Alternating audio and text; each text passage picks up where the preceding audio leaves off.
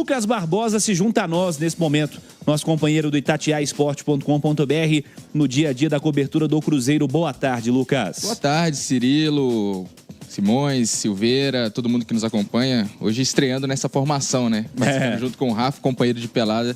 E aí agora a gente... Estamos também aí. Joga bola ou só compõe? O Rafa Silveira é um craque, volantaço. Ok, calma. Eu já fui ver eles jogando pelada, Cirilo, e descobri que quando eles eram crianças, eles brincavam de carrinho. Tá? Gente. Bola, eles não têm muita intimidade, não. Acontece. Eu chamei o Lucas aqui pra gente falar um pouquinho do Cruzeiro. Temos muitos assuntos. Inclusive, tem uma matéria que está em itatiaesporte.com.br. Fagner, vamos colocar na tela o print, inclusive. É uma matéria que vocês estão assinando lá, Lucas Pansieri, o Yuri Medeiros também.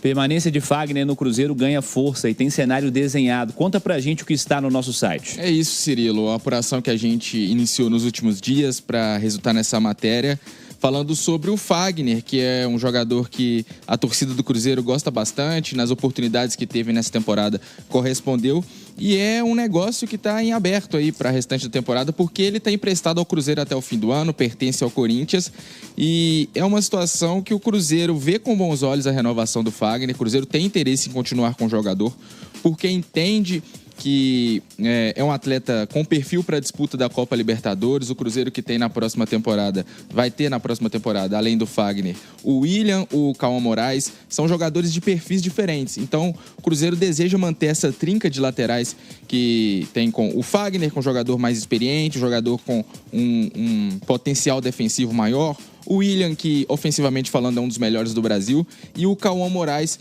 que é uma jovem promessa. E aí, além do Cruzeiro ter o interesse na renovação, o Fagner gosta muito do clube, gosta muito da ideia de continuar no Cruzeiro. Fagner, como a gente apurou, tem confiança na permanência.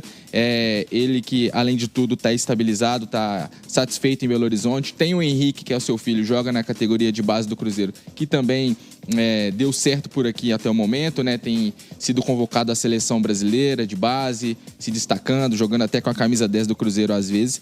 Então, é um casamento que pode continuar. Por outro lado, vem o Corinthians. E a apuração do Yuri Medeiros, nosso correspondente lá em São Paulo, dá conta que o Corinthians, para o ano que vem, precisa cortar gastos, precisa montar enxugar a folha salarial. Sabe enxugar pro ano passado, retrasado, anterior. Exatamente. Tem uns 10 anos que o Corinthians já era para ter começado esse processo. E o Fagner tem um salário altíssimo. O Fagner tem um salário, muito alto, e essa vai ser uma das questões a ser resolvida. O Fagner...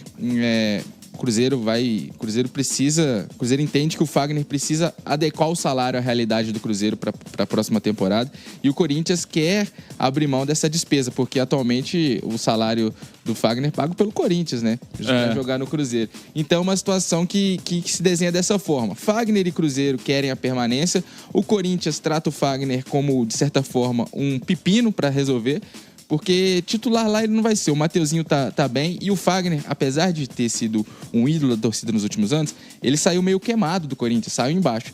Então, a tendência é que essa renovação ela consiga ser estruturada pelos próximos meses. Claro que ainda vai depender...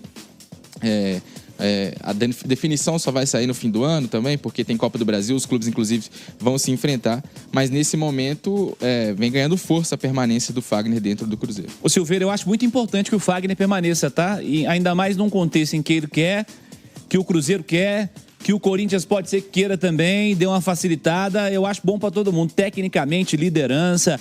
Acho que seria importante ter um cara como o Fagner, que aparentemente, pensando em grupo também, é um cara muito respeitado internamente no Cruzeiro. Viu? Isso, e ele dá aquele peso ali para a posição, né? Você tem o William, como mesmo o Barbosa apontou, o William é o titular da posição, você tem o Cauã Moraes, que acabou de chegar, que vem mostrando que tem capacidade para brigar por essa posição, e o Fagner é aquela opção que você tem ali que tem um jogo complicado, fora de casa, contra um time argentino, ou então um jogo pegado do Campeonato Brasileiro. Você precisa de um jogador que precisa segurar ali um pouco mais a lateral, você pode confiar no Fagner.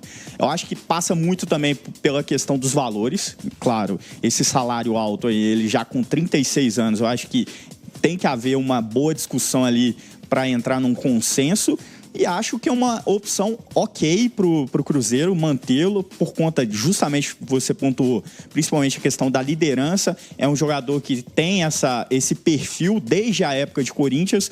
Ele mudou um pouquinho também desde a sua chegada no Cruzeiro. Eu sinto que ele está um pouco mais calmo, um jogador um pouco mais tranquilo. Ele que teve muito problema lá no Corinthians, ele foi até rotulado como um jogador violento, um jogador que passava do ponto em algumas jogadas. No Cruzeiro, ele, tirando aquela confusão que rolou na partida contra o CRB pela Copa do Brasil, que ele teve ali um entreveiro com o William Potker, não foi isso? Ele se machucou, né? Exatamente.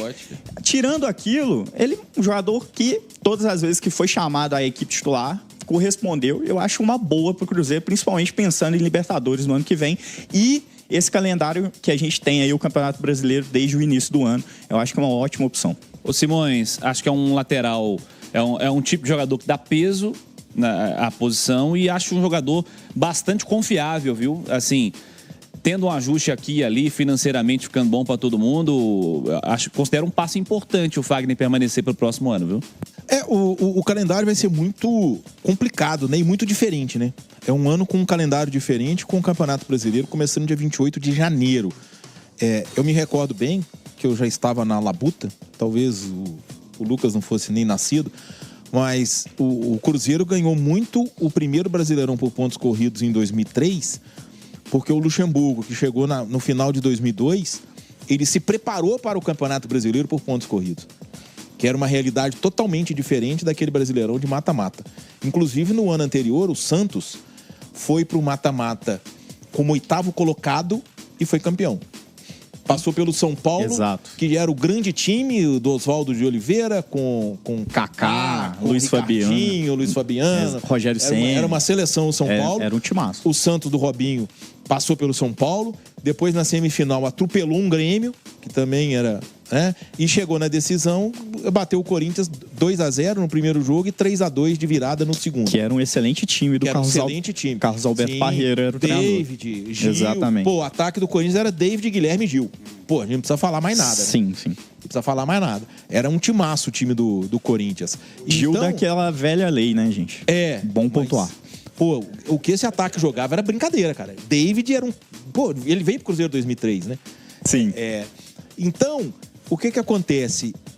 Mudou completamente, né? Não existia mais isso, né? Do time ir pro mata-mata e chegar no mata-mata e embalar e... né? Porque chegava empolgado, chegava brigando por vaga, né? Era um planejamento totalmente diferente, parecido com o que o Botafogo vem fazendo aí nos últimos anos, que é... Mas tinha que classificar. Exatamente. Mata-mata, você fazia um elenco, enrolado, você via montava um elenco ali para a primeira fase, ia empurrando, aí chegava no final, você fazia uma janela, mexia no já elenco. Chegava, quem garantia as primeiras posições classificava com antecedência, de certa forma dava uma relaxada. Exato. Quem chegava no final ia embalado. Foi o caso do Santos. Do Santos. Em 99 aconteceu isso aqui no cenário mineiro, Atlético e Cruzeiro. O Atlético de 99, era um bom time, foi vice-campeão brasileiro. O time do Cruzeiro era melhor que o do Atlético. O Atlético atropelou o Cruzeiro nos dois mata-mata, 4-2 e 3-2, passou o carro.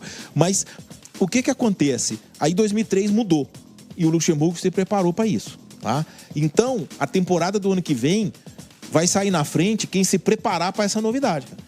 Porque vai começar Brasileirão no meio de estadual. E a gente sabe que estadual era levado pelos times grandes como uma espécie de pré-temporada que na reta final valia muito. Laboratório, porque total. É a rivalidade local. Mas os times do Rio mesmo, eles metiam sub-20. Aliás, não coloca. Esse ano eles colocaram a maior sub-20. parte do campeonato. O Flamengo mesmo, esse ano, o artilheiro do Flamengo no Campeonato Carioca, acho que foi um menino do sub-20. E eu acho que ano que vem vai ser pior. Eu também acho que tende a ser pior. Ok, mas aí, o que acontece? Só que você não vai poder fazer muito isso, né? Porque 28 de janeiro você já tem Brasileirão, cara.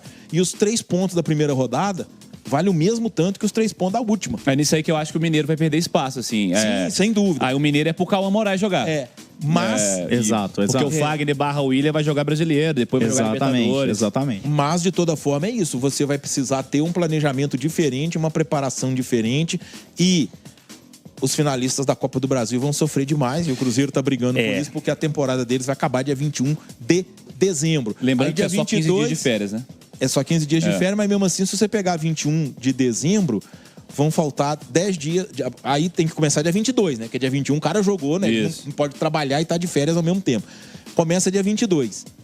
Então ele tem 9 dias em dezembro. Aí deve voltar na primeira segunda-feira de janeiro. Deve se apresentar que é dia 7 ou 8. 5 ou 6, não sei, né?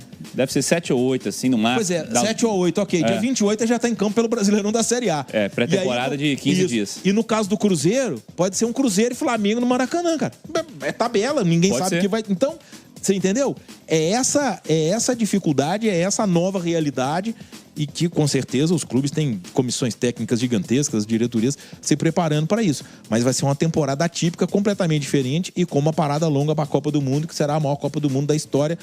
Não no sentido técnico, a bola não rolou ainda, mas no número de seleções e no período, né? Porque ela vai de 11 de junho. 11 de junho a 19 de julho. Uma semana a mais, basicamente, aí na Copa do Mundo. 10 dias a mais quase. E uma fase a mais de mata-mata. Uma fase a mais de mata-mata.